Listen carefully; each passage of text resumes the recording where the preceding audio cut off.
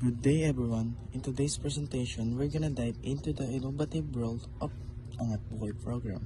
Let's start with the background and origin of Angat Buhay program. Angat Buhay program. Under her office, Robredo launched Angat Buhay, the largest anti-poverty program by a vice president in Philippine history.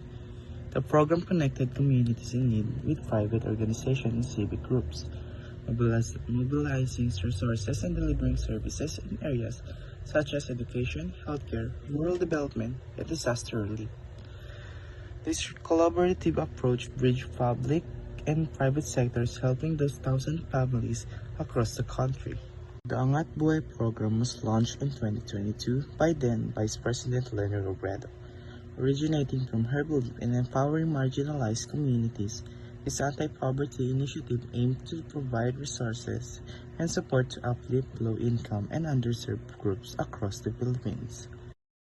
Prior to her term as a vice president, had extensive experience as a public attorney and social advocate, particularly in rural and impoverished areas.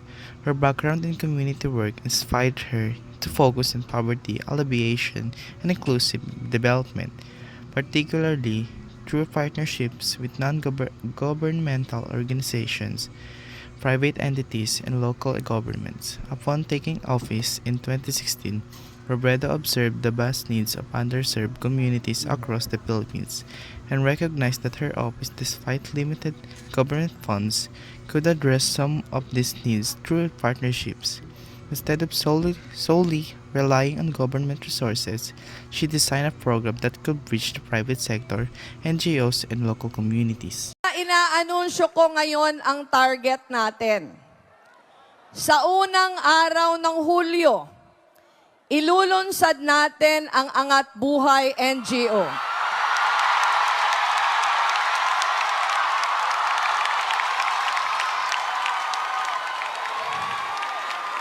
Now let's talk about the merits of Angat Buhay program. Community empowerment.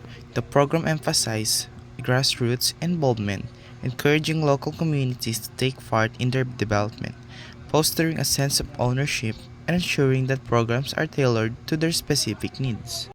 Second is social welfare and assistance.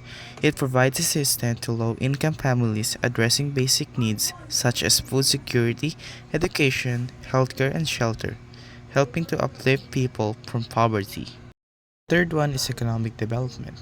Through livelihood programs, it helps create economic opportunities, particularly for small entrepreneurs, women, and youth, contributing to sustainable economic growth at the local level.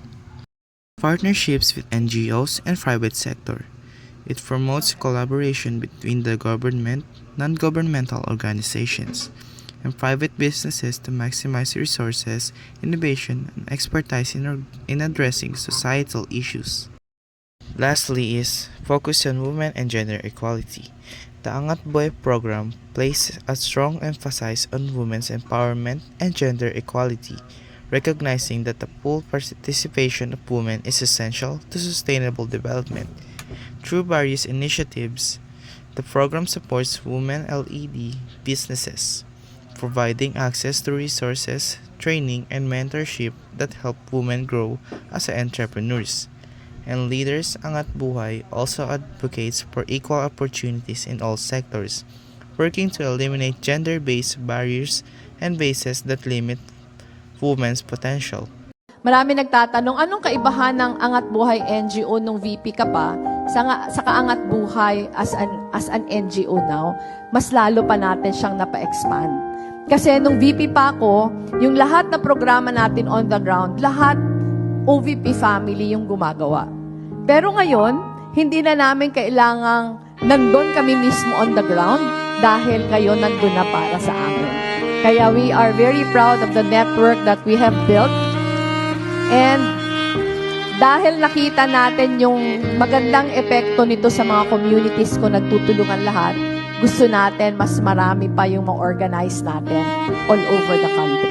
Edukasyon, kalusugan at nutrisyon, pagtugon sa kalamidad, pagbuo ng mga komunidad, ito ang mga nagawa natin, mga programang naipapatupad at hamong naging bahagi tayo sa pagtugon mula sa espasyong kaya nating galawan. Wala tayo That's all everyone. Thank you for joining us through the Innovation of Angat Buhay program.